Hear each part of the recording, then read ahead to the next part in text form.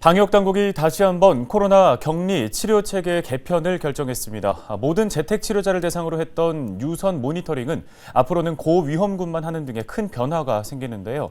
어떻게 바뀌고 또 우려되는 점은 없는지 짚어보도록 하겠습니다. 네, 순천향대 서울병원 가정의학과 유병욱 교수를 연결해서 관련 이야기 나눠보겠습니다. 교수님 안녕하십니까? 네, 안녕하세요. 네, 오미크론 확산의 신규 확진자가 가파르게 증가하고 있어서 모든 재택 치료자를 관리하기가 어려워진 상황입니다. 관리 체계와 격리 방식이 먼저 어떻게 바뀌게 되는 건가요? 2월 7일 0시부터는 이런 역학조사 방식이 자가 기입식으로 바뀌면서 양성 판정 받으신 분이 스스로 어디에 동선이 있었고 누굴 만난지를 보고하고 자율적으로 주변에서 검사를 권유하는 방식이 됩니다. 그 이유는 현재 2월 9일 현재 5만 명 가까운 양성 판정 확진자가 나오는 상황에서는 실질적으로 역학조사가 어렵기 때문에 이 자율적인 방식으로 변경이 됐는데요.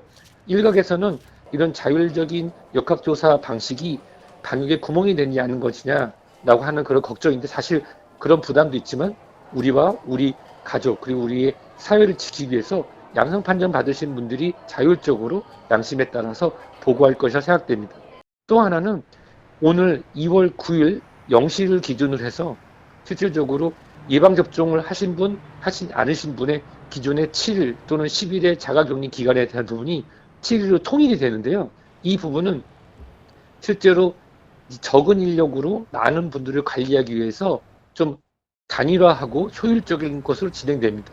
여기서 핵심은 무엇이냐고 하면 가족 구성원 중에 한 분이 양성 판정을 받았다. 그런 경우라 하면 예방접종을 받으신 분도 감시 대상이 되고 약간의 제한이 있었는데 가족 구성원 중에 한 분이 양성 판정을 받았을 때 다른 가족 구성원이 예방접종 완료자인 경우라고 하면은 PCR 음성을 받았다 하면은 실제로 사회생활에 전혀 지장이 없습니다. 2022년 2월 9일부터 방역에 큰 전환이 되는데 이런 시점에서 실질적으로 이 접종 완료자분을 통한 다른 사람에게 전파 가능성은 일부 있으나 실질적으로 모든 분들을 가족을 격리하게 되면은 우리가 자가치료, 자가요양을 위한 약물의 공급, 구입 등이 어려운 점도 있고 실질적으로 2월 말 정도 되면 13만에서 17만 정도의 확진자가 나올 것으로 지금 예상되는 바 이 사회관계망의 마비 등을 막기 위해서 국가에서 새로 나온 이런 조치가 2월 9일 0시부터 시행되고 있습니다. 네, 사실상 강력한 통제는 거의 사라지는 거라고 봐야 할 것 같은데요. 만약에 일반 관리군인데 재택 치료를 하다가 갑자기 상태가 나빠지면 어떻게 해야 되는 건가요? 이 부분이 이 방역, 특히 일반 방역으로의 전환에서의 가장 큰 숙제가 될 텐데요.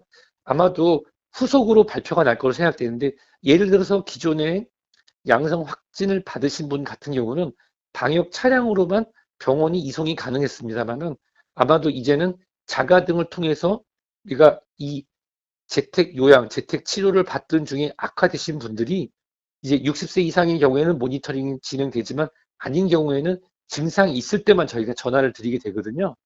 그렇게 되면 실제로 증상이 발현이 돼서 악화가 돼서 우리가 신고를 하고 신고에 따라서 본인이 있는 거주 지역의 코로나 전담 병원으로 직접 아마도 본인 스스로가 이동해서 들어가고 그러면 의료기관에서 그분들을 받아서 입원 치료하는 즉 2019년 이전에 독감 관련해서 우리가 치료했던 거랑 아주 유사하게 변경될 가능성이 높습니다.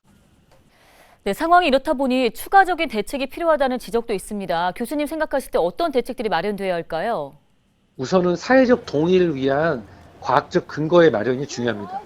정부가 의료 전문가들과 함께 국민을 이해시킬 수 있는 이러한 과학적 근거 등을 마련해서 발표하고 서로 소통을 해서 앞으로 오미크론이 우리가 실제로 과거의 독감처럼 관리하는 수준으로 가능하다는 것을 소통할 수 있는 작업을 보이고 그 이후에 단계적인 완화를 통해서 예를 들어서 병원의 입원, 치료에 있어서의 접촉자 관리 그리고 실제로 동네 병원에 가는 데 있어서 지금도 물론 여러 가지 단계적 완화를 하고 있지만 누구나 동네 병원에서 신속항원 검사를 받고 신속항원 검사를 받은 다음에 의료진의 판단에 따라서 팍스로비드로 대표되는 이 코로나19 경구치료제를 마치 예전에 독감에 왜 타미플루 처방하듯이 하는 그런 방안들이 후속으로 나왔을 때 진정한 이런 코로나19의 오미크론 변이의 파고를 넘어서 우리가 일상 회복의 그런 첫 단추를 낄 수 있을 거라 생각됩니다.